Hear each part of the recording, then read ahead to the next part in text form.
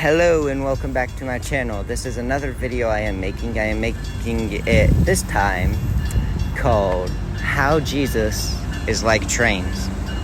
I'm sorry, this is my favorite video, which is why it's the very first one. One of my favorites, at least. So, this video, how is Jesus just like a train? Well, I might as well tell you. So let's get into it. By the way, during the time of this recording, I am currently outside rail fanning right now myself. And that's probably where I'm going to be most of the time when I'm making my video recordings. So I'll just let you know that right now. So if you hear outside noises, it's my audio. Okay, so how is Jesus like a train, you may ask? Well, here's how. In order for a train to go from point A to point B, it has to have tracks. Without tracks, a train can't go anywhere. Is that not true? Look at the video you're watching right now. Trains can also go everywhere. You see them in deserts, you see them in forests, you see them in cities, you see them in the mountains even. There's trains all over the Rockies, all over the Appalachians, even in Canada, British Columbia, they're all over Mexico. They go by the coast, from coast to coast. They even go underwater. There's a connection from England to the rest of Europe by a bullet train connection that goes underneath a canal. Trains can literally go everywhere.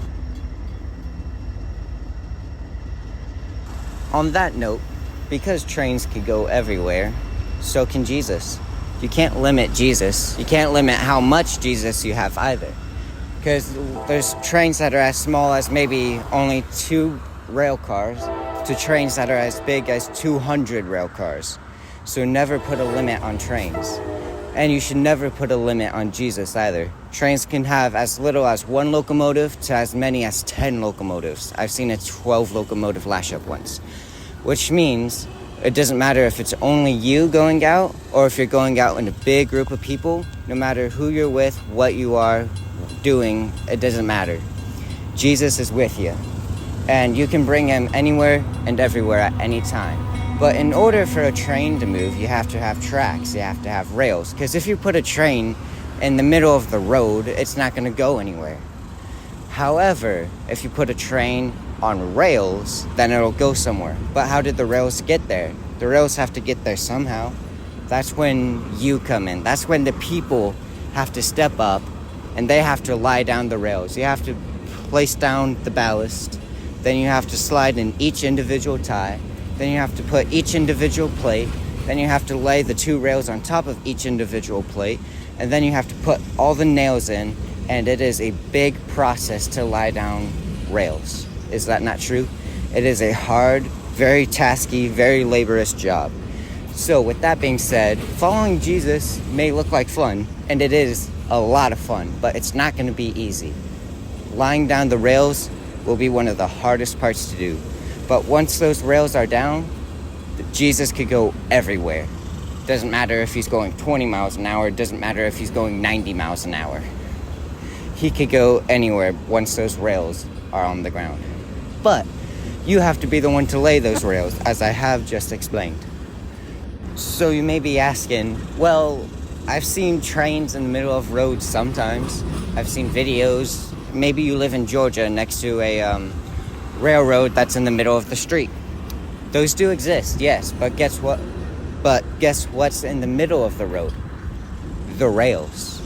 The rails still have to be placed down. In fact, the rails were there before the road was there. So, in order for the train to travel on that road, you still have to place the rails there in the first place. And then the train can travel in the middle of the road on the rails. Because if the rails aren't there, the train's going to derail. And you don't want to derail Jesus. Because if you derail Jesus, who knows what would happen after that. So, I'll leave you guys with a choice. You can lie down your rails, you can continue forward, or don't lie down your rails and make things harder. That is a choice I am leaving up to you guys. Have a great day. God bless y'all. And enjoy your time. Thank you for making it to the very end of this video. It must have been a little bit hard. I don't have a professional microphone. I'm still kind of warming up to this YouTube thing. But thank you for bearing with me, and thank you for listening. Please make your right choice. Lie down your rails, and I will leave you with that for now. Goodbye.